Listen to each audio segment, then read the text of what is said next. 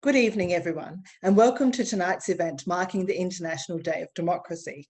I'm Dr. Madeleine Seys, a writer, researcher, tailor and textile artist living and working on Kaurna land in Adelaide, South Australia.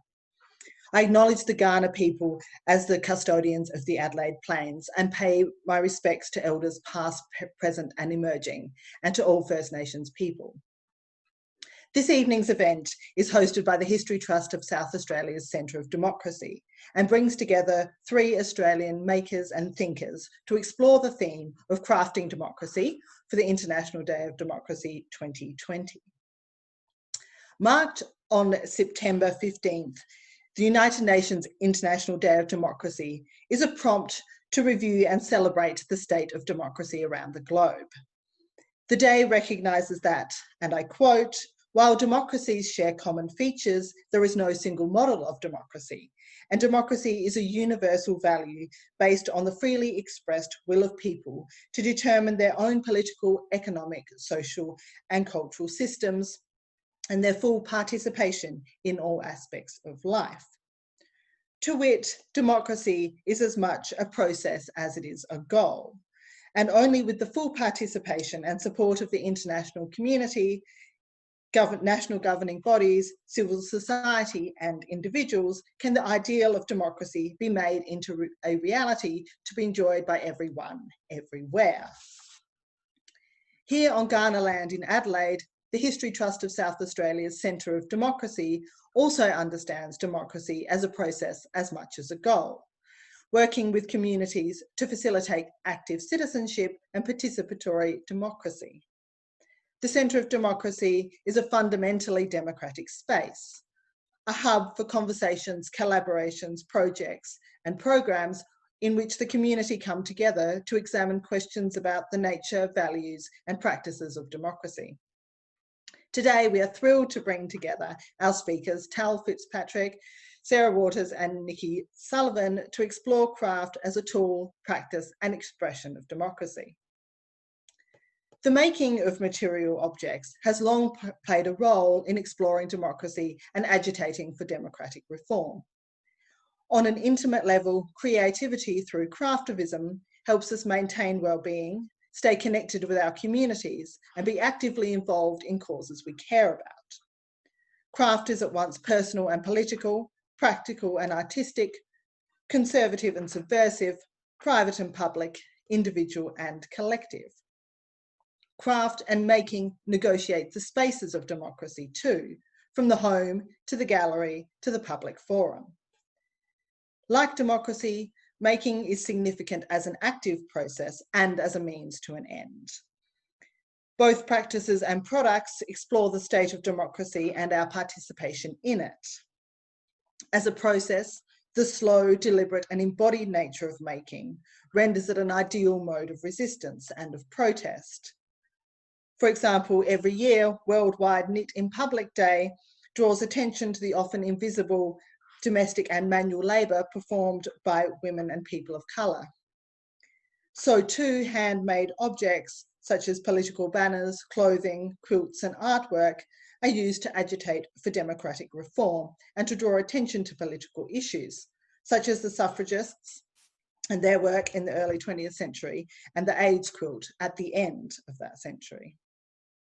Craft gives a voice to peoples and experiences marginalised by or from full and free participation in democratic processes too. Writing in the 1870s, Anglo-South African writer Olive Schreiner explores the power of craft and creativity as a mode of self-reflection in this very powerful scenario.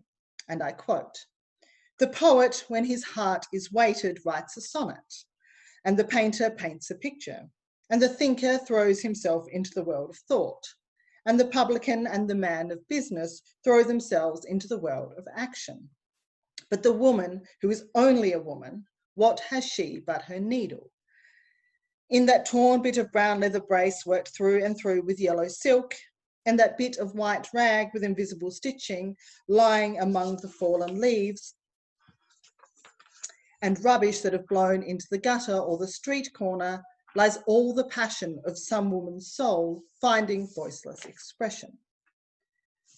Schreiner then closes with this provocation.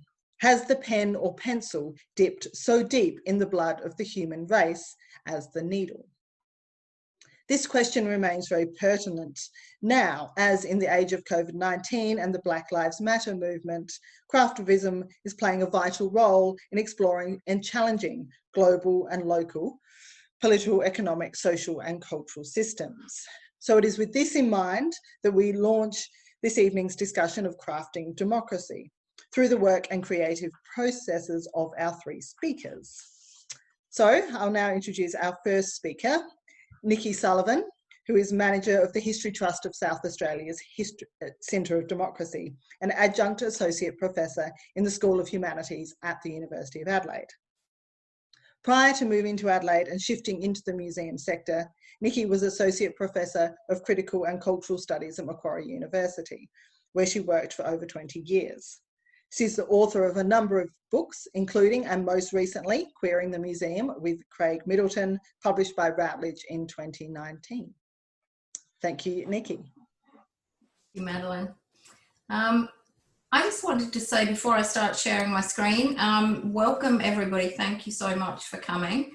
I've noticed as people have been posting their names and where they're from that we're meeting, many of us are meeting on lands of Aboriginal people across Australia, although I've noticed that there's some people from outside of Australia, which is pretty awesome.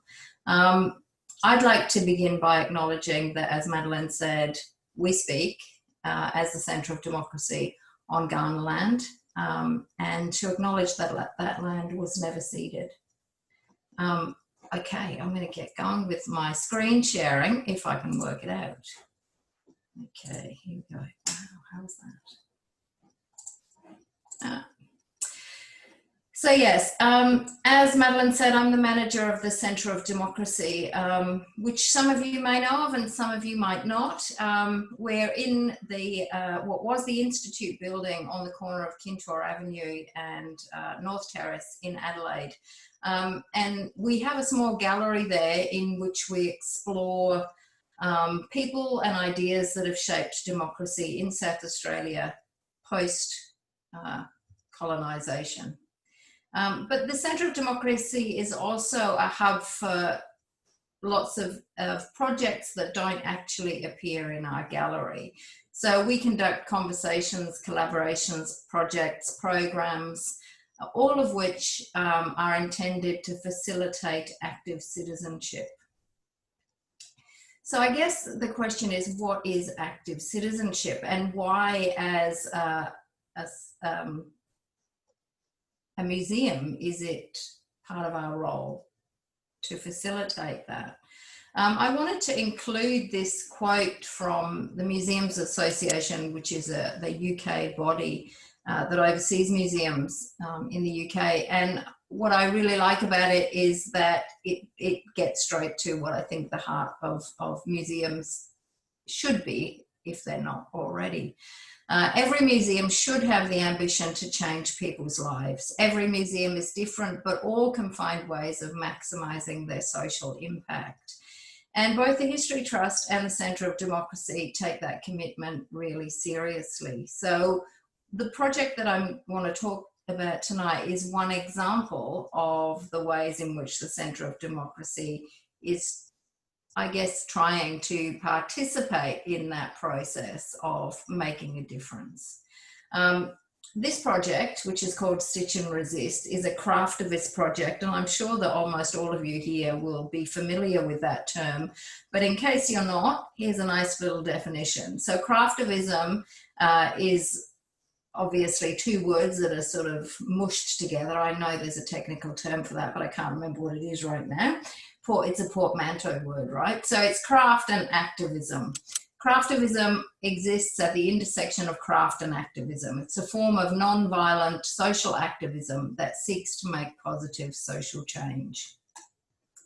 And I first became really aware of this term when I attended an exhibition at the Museum of Australian Democracy in Canberra and came across some of Tal's work, but also a book that she's written called Craftivism, a Manifesto, which kind of changed my life, I have to say. Out of my reading of that and my thinking about how it is that we might facilitate active citizenship, how it is that we might lend strength to individuals and communities who are addressing social issues in a whole range of ways. Britt and I and some of our colleagues at the History Trust and the Centre of Democracy put our heads together and came up with a project that became known as Stitch and Resist. Originally, the idea was to work with individuals and communities to produce political messages in cross-stitch. And those political messages could address whatever issues it was that the individuals or the communities concerned, were invested in. But unfortunately, about 2 days before we launched this project and Tal was coming over to give a talk, COVID hit and everything stopped. So the workshops that we had organised were cancelled, and we really had to rethink in lots of ways what it was that we were doing.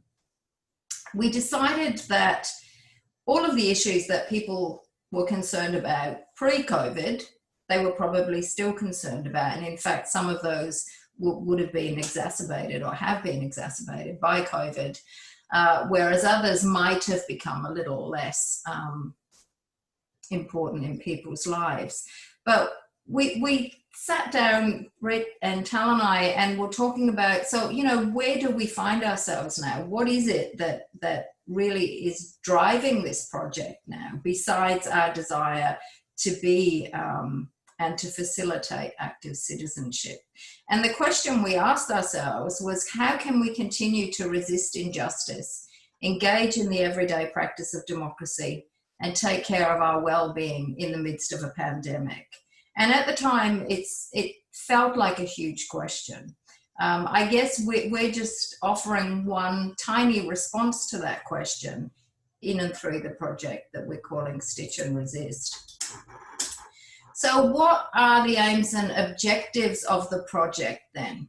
Well, from the outset, the primary aim, I suppose, was to facilitate active citizenship, to enable, to motivate, to support people to become change makers and to see themselves as change makers, not just, somebody doing a bit of stitching at home, but actually somebody or a member of a community that is actually contributing actively to social change. We also wanted to create safe spaces in which people could share, listen, discuss, debate, and make together. And in order to do that, we planned to run a series of workshops, which we did have to cancel, but I'll talk about that in a minute. We're also really keen to bring a range of specific social issues to the attention of the public. So to do that through the project, through the online gallery that's associated with the project, and ultimately through an exhibition that we're hoping to hold in Adelaide mid next year. We also wanted to contribute through this project to the building and nurturing of community connection and well-being. And I guess that became more and more important as COVID hit and we started to see what the real implications of that were. But we also wanted the project to be inclusive and sustainable. Consequently, we put out a call for materials and we're really lucky in that lots and lots of people donated materials to us. And as a result, we've been able to give those materials back to communities so that nobody couldn't participate because they couldn't access or afford materials. We've been able to supply everybody who wants them with materials. We also really wanted to be inclusive, and that's been an interesting aim during COVID, because a lot of what we had initially planned to do had to change, and it's been a huge learning process that I'll say something about in a minute. So what was our approach? Well, initially the Centre of Democracy were going to hold workshops for the general public. which we had to cancel. Although we have just started running them again, which is good, and I hope that things continue in that vein. We also decided to partner with organisations and community groups, and that's been an interesting process. Again, our initial idea was that we would work with facilitators from these organisations and community groups, and that they would run closed workshops for their members and or clients in which they discussed the issues that were pertinent to their organisational community and that they would make around those issues. We had to pivot, for want of a better word, when COVID hit, because of course those organisations couldn't run their workshops either. And so primarily those workshops have ended up being run online and or in really informal ways. As a result, we've really kind of loosened the parameters of what it is that people need to do to be part of it, because we've learned that not everybody wants to stitch, but in fact lots of people want to be involved in conversations, particularly when they're isolated, and to be part of a group that's doing something. So some people are creating patterns, other people are just providing messaging, and some people are stitching. So there's lots and lots to say about how we pivoted, and we've written some papers about that, which if you're interested in, we can share them with you.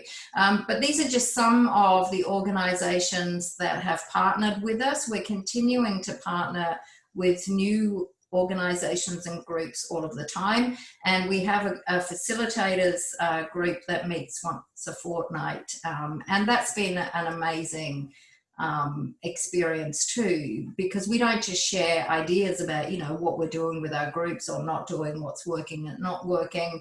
There's also been lots of ways in which the facilitators have helped each other. So around things like collecting wool to make beanies for refugee groups and things like that. It's been a really amazing sort of connecting opportunity that I'm not sure would have happened in the same way if COVID hadn't hit.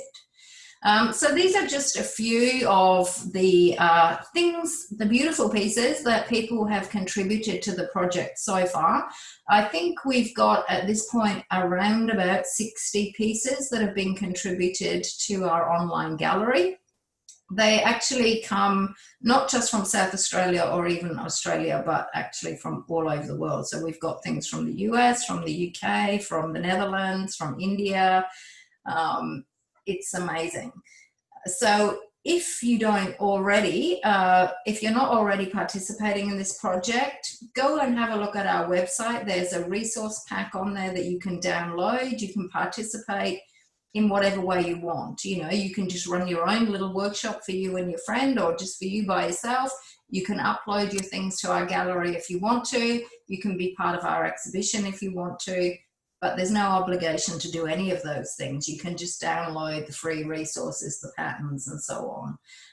And if any of you belong to a community group or organisation that is interested in participating, like partnering with us, please do get in touch with us. Like I said, we've got lots of materials. Britt and I are happy to come and talk to your group or to do Zoom meetings with your group. And I think I'll leave it there, because you can find out much more about this project online, and the others have got lots of interesting things to say. So thank you. Wonderful. Thank you very much, Nikki. That's such a wonderful place to kick off the body of this conversation. And it's really motivating, I think, to a lot of us to do some more stitching and really get involved in the project. So thank you. So our next speaker is Tal Fitzpatrick, who is an artist, researcher, craftivist and community development worker based in Naarm, Melbourne, Australia. In 2018, Tal completed a practice-led PhD research project titled Craftivism as DIY Citizenship, the Practice of Making Change, at the Victorian College of the Arts.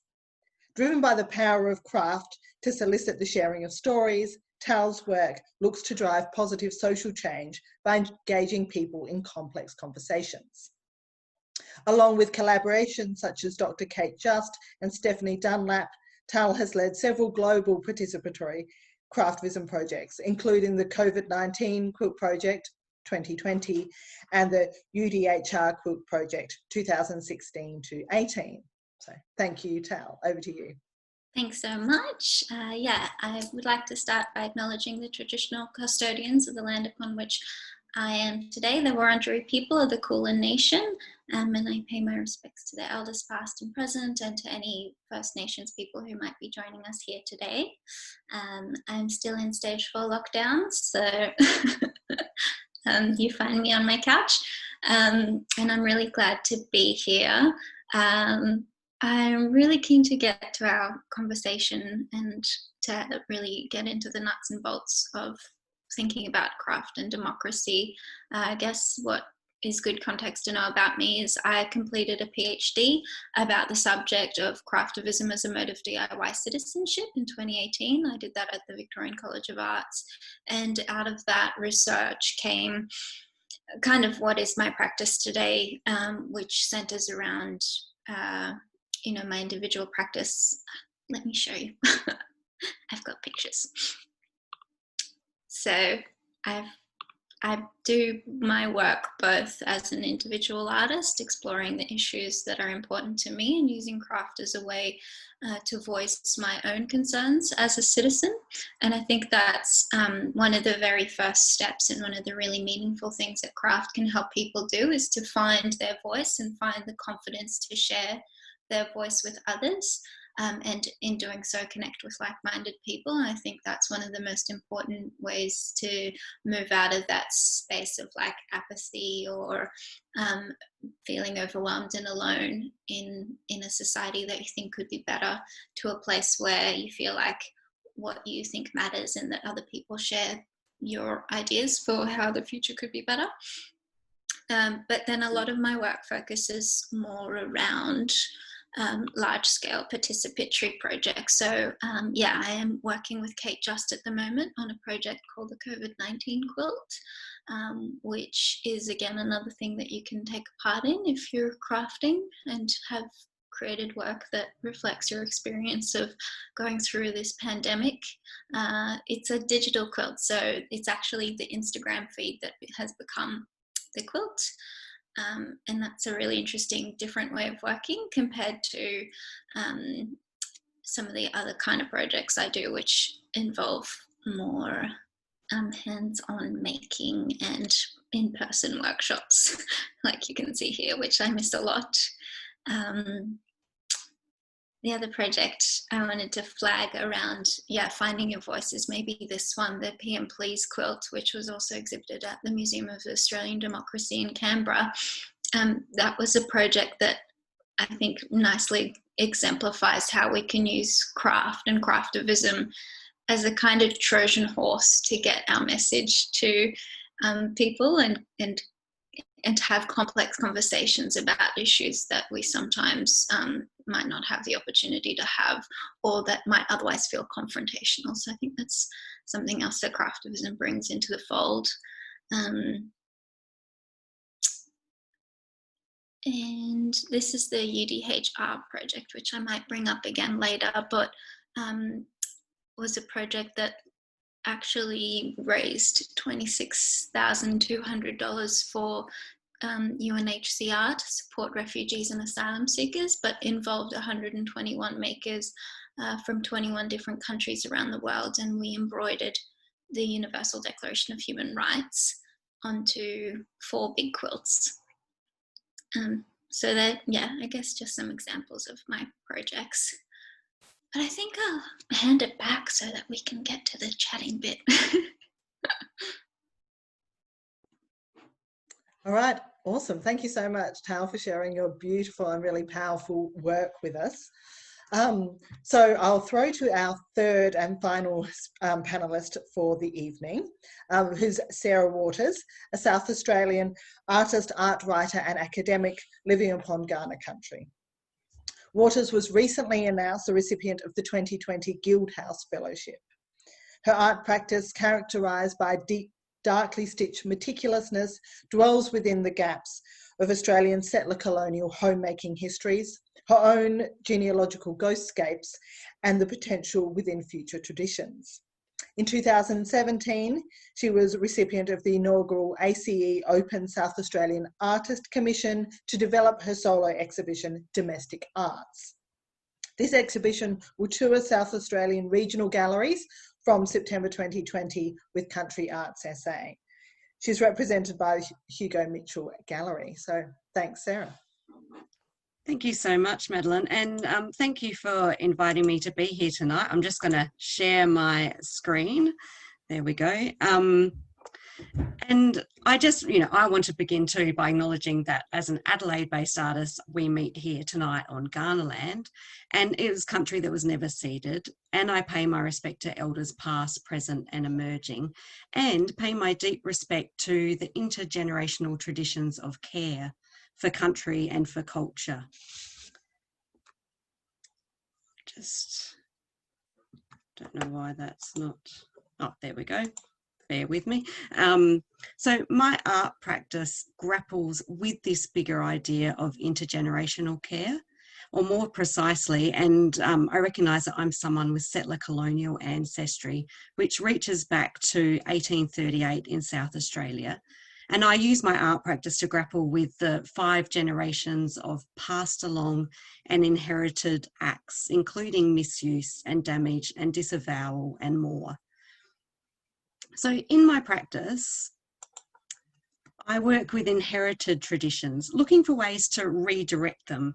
And I really concentrate upon homemaking traditions, textiles mainly, as ways of creating that have been practiced, and since Victorian times, mostly by women. In a democracy, it's integral to recognise the contribution and knowledge of all individuals, regardless of gender, class or race. And I search history, especially my own family history, for knowledge that has been denied or undervalued. In this way, my art, I see it as a form of social justice, and mostly towards truth-telling, or the Yolngu, in Yolngu language, makarata, bringing these kind of noddy paths out for recognition. So the contemporary truths about climate are something I'm concentrating upon, and they are, of course, these truths growing more alarming. So in the last year, I've begun several projects calling out for community actions and contributions. One, and this one's climate badges, is happening within a group of artists that we call ourselves the SA Artists for Climate Action. And they are Adelaide-based artists, Deirdre Butt-Hussain, Sue Kneebone, Tamara Bailey and Zoe Freeney. And we've been asking contributors to make their own badge, a badge that they can send to someone who's doing good work, to propel them and, to keep them going in their work, as this one literally says.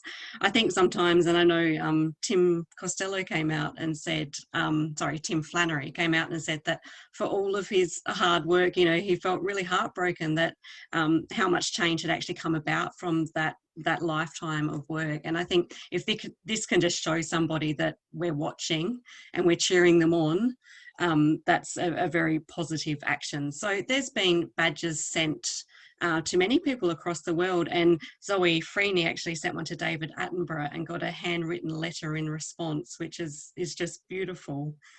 Another project that I have been, I guess I started to channel my own anxieties into something, and this was particularly this version of Survivalist Sampler, was addressing climate change, and I ended up stitching it, unbeknownst to me, while the bushfires were burning across Australia. So I was making this one and then started a new one, and then COVID hit, and it was going to be a collaborative work that was happening in a gallery, asking people to come in and contribute. But unfortunately that had to change, but fortunately as well, it's taken an online presence and has opened up to contributors joining in from all over Australia and beyond actually as well. So I implore you to go and have a look on Instagram, look up hashtag Survivalist Sampler, and you too can join in if you would like to. I think a sampler has a knotty past. They have been used to educate girls. They have been restrictive in their kind of application historically. However, they've also been used subversively to express when other ways of communicating or having a voice might not have been there for women in particular and girls. So a sampler for me contemporarily offers a way that carries on important traditions. It can record skills and it also records knowledge as well. This is an example of the beginning of the COVID one and a screenshot from some of the people contributing from their own homes and stitching.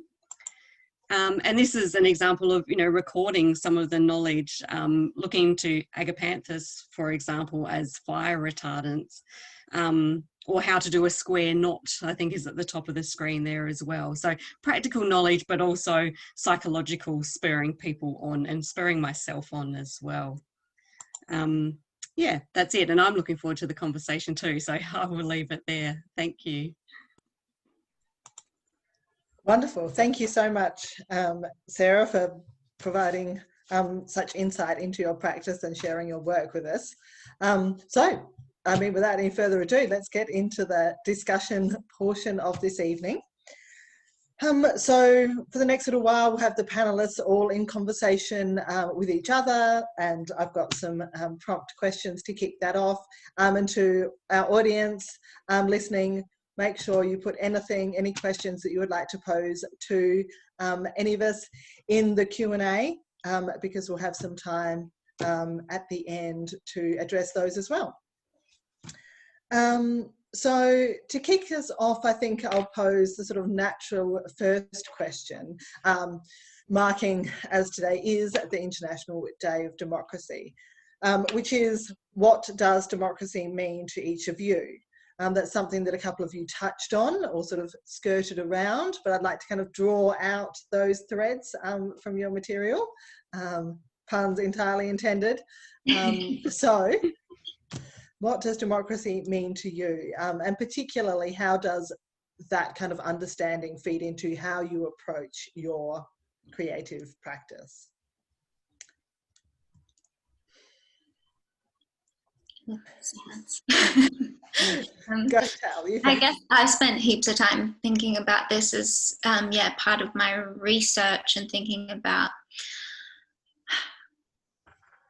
to me, democracy is like people power, and it's people's potential to have input into how their lives and their societies function.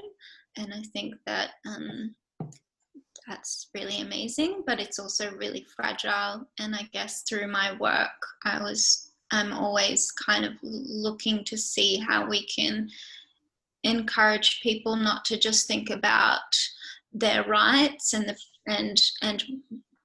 their kind of privilege, but also about the responsibility that comes with being a citizen, and thinking more broadly about that, because I think, certainly like in school, I didn't feel like I came away with a good understanding of what it means to be a citizen, other than the fact that I had a responsibility to vote. There wasn't a lot of kind of tools provided to me to think about how citizens can actually affect change in different ways, and how, through things like, there wasn't a lot of conversations about how union movements, for example, have helped to give us things we really value, like a 5-day work week. Or so I think there's a lot of space for us to have more conversations about our responsibilities and how we can act on those as citizens. And for me, craft became a tool to engage in those ideas.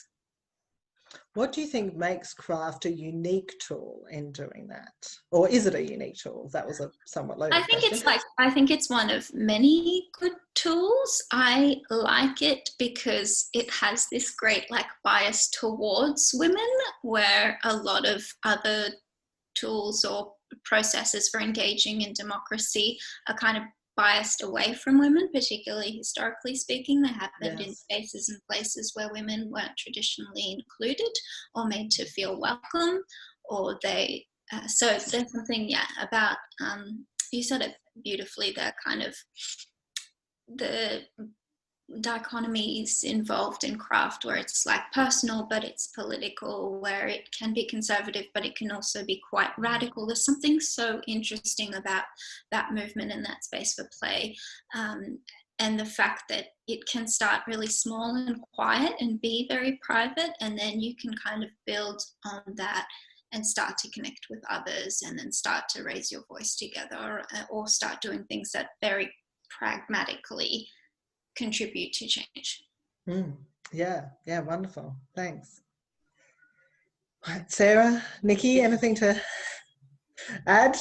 I did some approaches? I'm happy to jump in because I did some deep thinking about this, because I think democracy isn't something that I've addressed directly in my practice, but I realise, of course, it underpins everything that I do, that it's, for me, a set of values or ideals to strive for and also protect as well. And I feel like, you know, there's these ongoing kind of eroding forces and challenges from neoliberalist values. And I think about democracy intergenerationally as well, that my ancestors fought for changes to work weeks, or rights for women, and I think, you know, to honour those changes and those strives towards social justice and equality, and, you know, we still obviously have a long way to go in lots of respects as well, but it's to think intergenerationally, think to the past, honour the present, and hope for more for the future. Yeah, beautifully put too. Nikki? Yeah, I mean, I think democracy is a really interesting word. I feel very ambivalent about it. On the one hand, I think it's so often used as, well, I think misused to describe something we allegedly have and clearly don't. And so I'm more interested in the idea of democracy as process, and in thinking about how actually we all contribute to that process in one way or another, for better or for worse. Yeah. And I think, you know, one of the things that is interesting for me, as I think of myself as an educator by calling, is working with people in such a way that they come to see that what they do is actually important, that it does make a difference. I think, you know, so often we think, oh yeah, but I'm not, you know, but I'm not a politician, or but I'm not an artist, but I'm not this, you know, I can't really change the world. And actually we can all do things that contribute to changing the world that we live in, no matter how small they might look. And I guess this is what I kind of love about craftivism, is that, you know, it can do real work in the world, even though it might look like, you know, it's not about voting, it's not about the kinds of things that men in suits do, but it's no less powerful. And, you know, I think Tal's example of the money that was raised through the UNHCR project, UNHCR? UDHR project, it's very acronym. You know, is really telling. I mean, one of the things that I think Tal pointed out to me very early in our kind of putting our toes in this water was that, you know, you can do a whole lot of things alongside of making as well, that you know, mean that your interventions are actually kind of multifaceted. Yeah, absolutely. That's really interesting. And as you've all preempted what was going to be my next question, which was, you know, how democracy and craftivism kind of work together in your own work, and how you see that as a kind of like a broad kind of participatory model as well. So at this point, I'd like to kind of take a step back from this discussion to kind of speak more broadly about your practice as individual makers. What was it that kind of prompted you originally to start making? Is this something that you've been doing for a really long time? Were you inspired by a particular person? Was there something that kind of kicked off that? And why particularly textiles as a creative form? Sarah, want to start this one? Yep, I'm happy to. I think that I grew up making a lot of kind of crafty things. I was always making some kind of adventurous world or something you could enter into.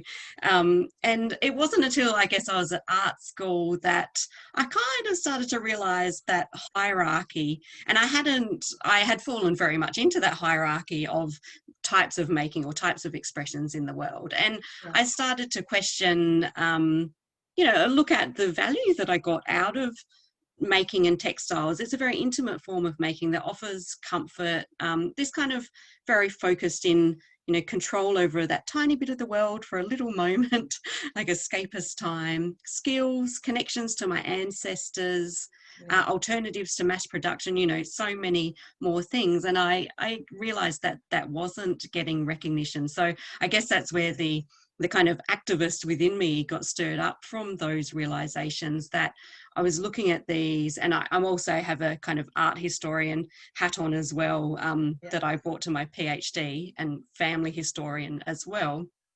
And looking at these artifacts that kind of cast off, often you see behind me, Semco long stitches and things, put in op shops and not really given the value that they deserve as carrying along knowledge and important information and skills as well. So I'm a bit of a poker.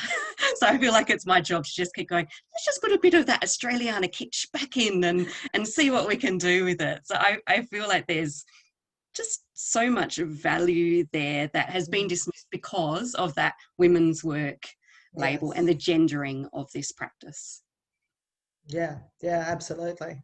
And that's age old, that hierarchy, isn't it? I mean, the Victorians really doubled down on it, but it existed far, far before the 19th century too. Yeah, that's great. Thanks, Sarah.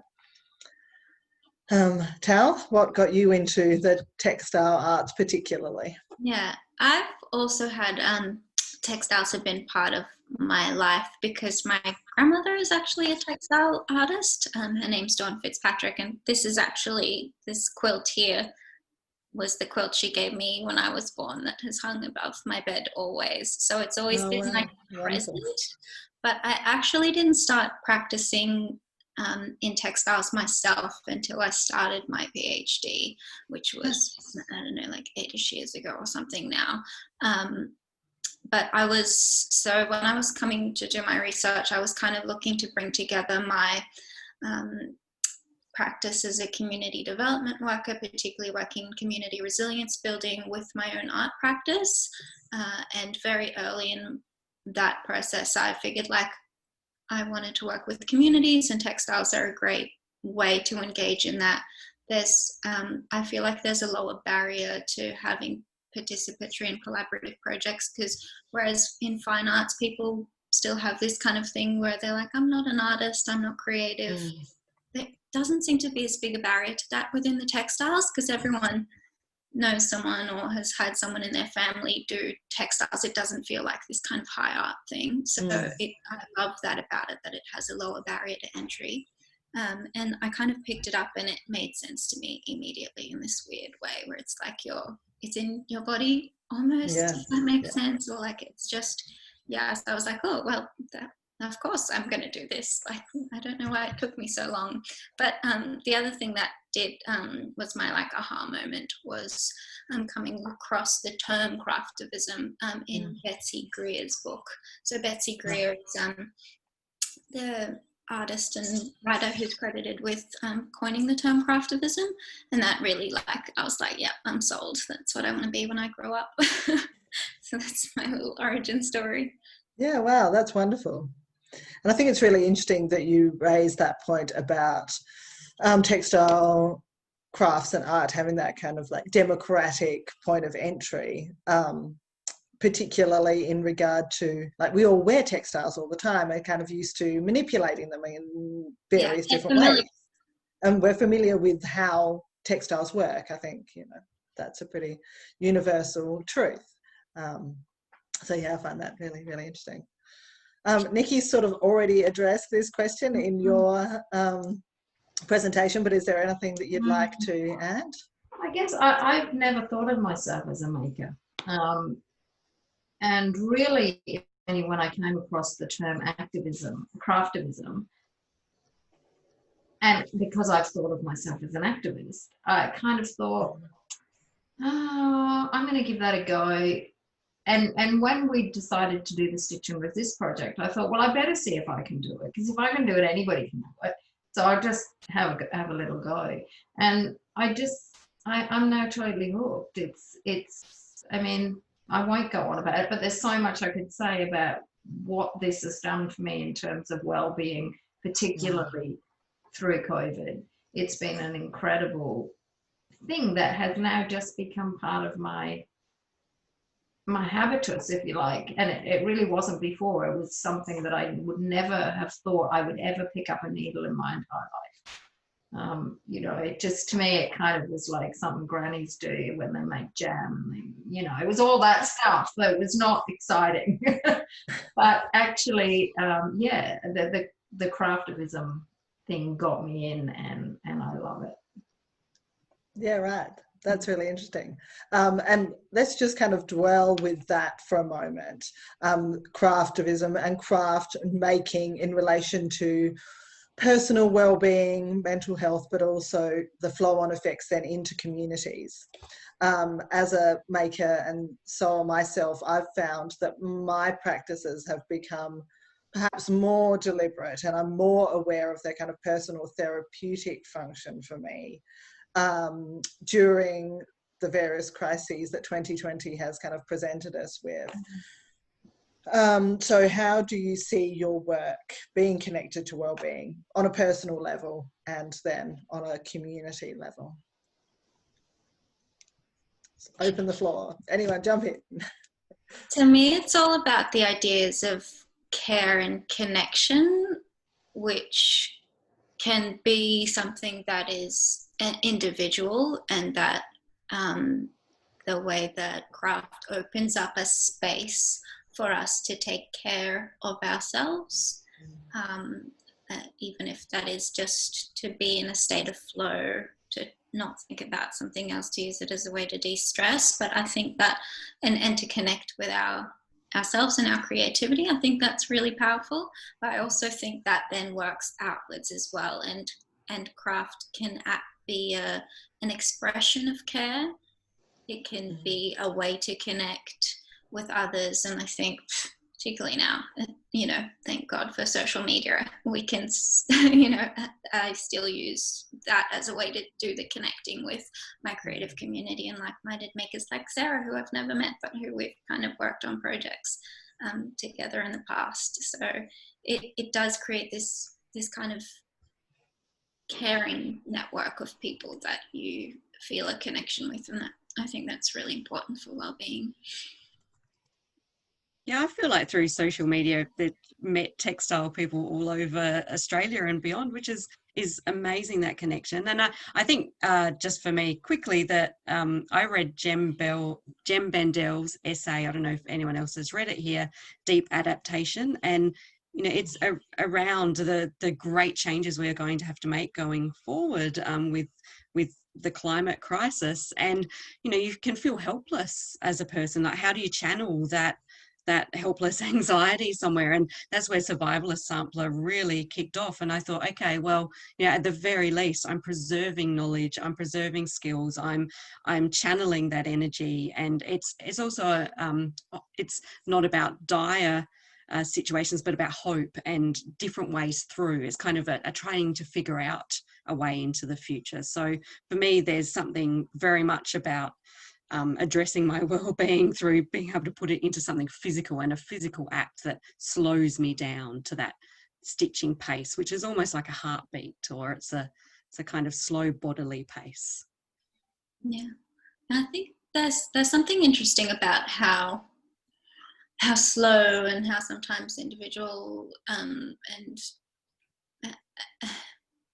craftivism feels. It doesn't feel as kind of impactful or as important as other kinds of activism, and I think it is a lot of people think less of it as a practice for change making, because it's like, oh, you're just doing this nice, gentle thing. Like, how is that making a difference? And I think it's important for us to open up those conversations about how different forms of activism are useful in different contexts and for different outcomes. And I guess, again, as part of my research, I was really trying to unpick this and think critically about craftivism, because there is, you know, a lot of legitimate critiques of this practice as a form of change making, and also as a kind of cultural phenomenon, which it is now.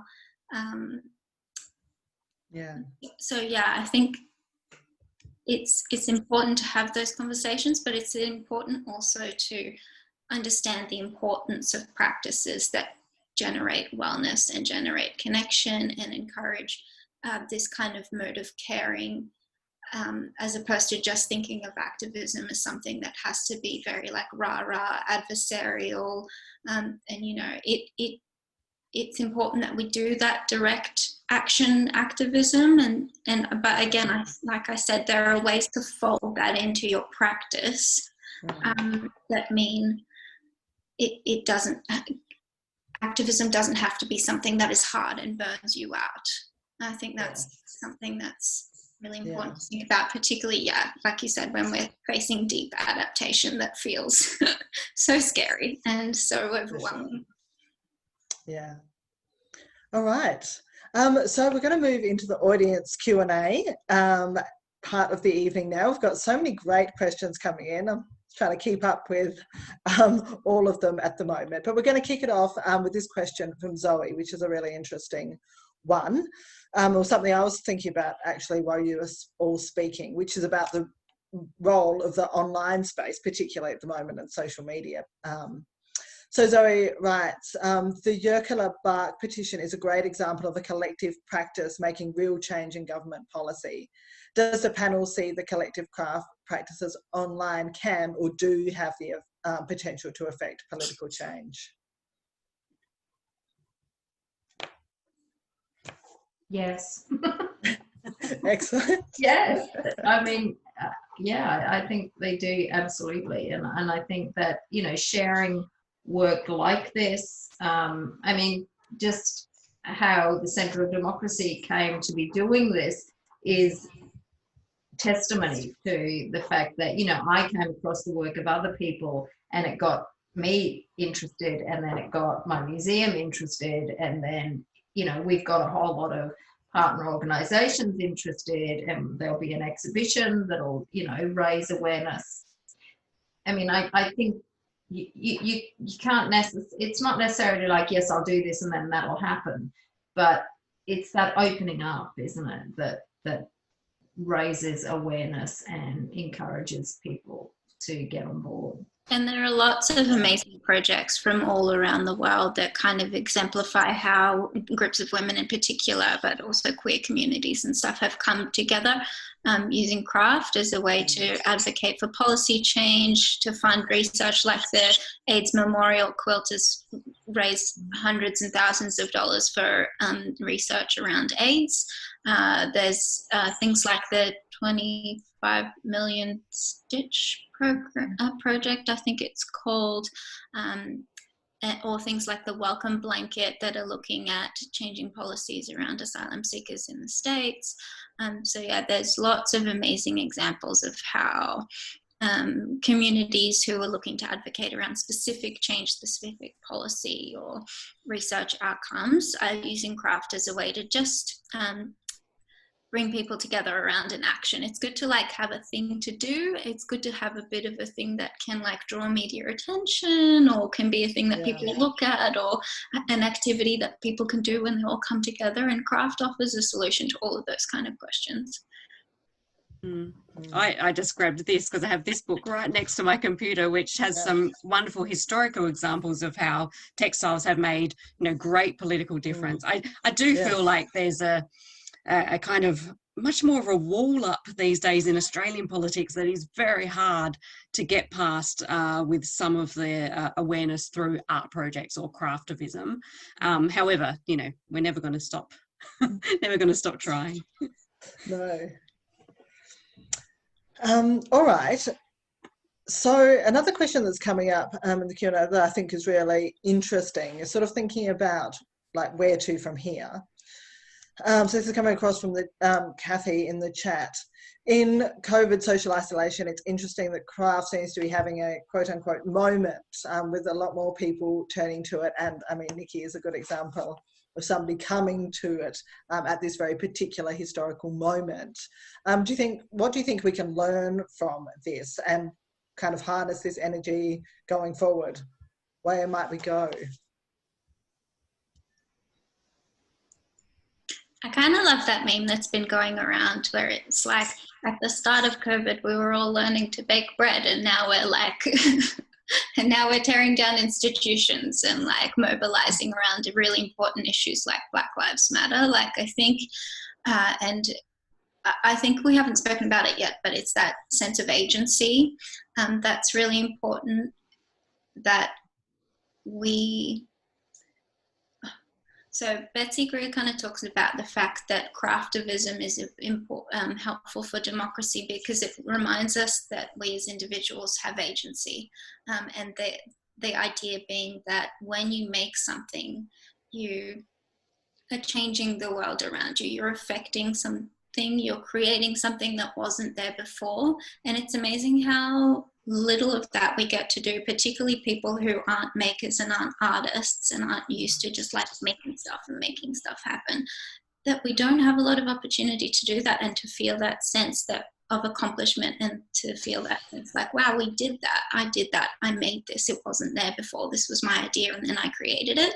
And that's something, if you start at craft or whatever it is you're doing, it helps you to build confidence, it helps you to build that sense of agency, and you can take that and transfer it into other parts of your life. So as a maker, as a tinkerer, as a crafter, you can say, well, I've worked out how to do that blanket, so surely I can work out how to put a petition together and like lobby my local member. It's that sense that you have agency and that you can do stuff that's really empowering about this practice, I think.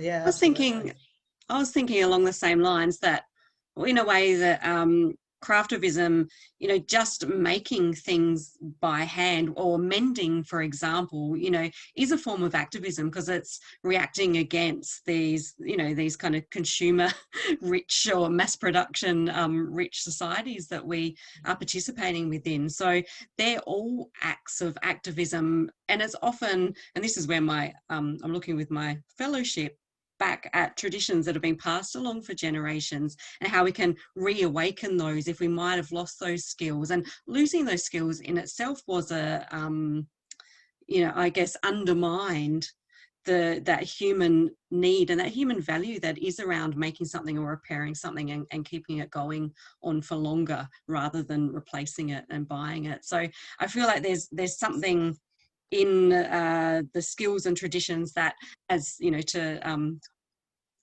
support what Tal said, start something off in people where they start to see their world and the structures and how they can maybe shift those structures and operate in a different way. I was just going to add to that as a museum practitioner, COVID has taught me so much about community engagement and what really effective community engagement looks like and what it requires. It really requires time and time to build real relationships and to grow those connections and work together. And so often in our sector, as in others, everything you have to do in a hurry because you've got deadlines. And COVID, it really changed the playing field for us with this project in so many ways, and that I've learned so much out of that. And I just hope that, once we're back in the workforce in a different way again, that we can maintain some of the things we've learned.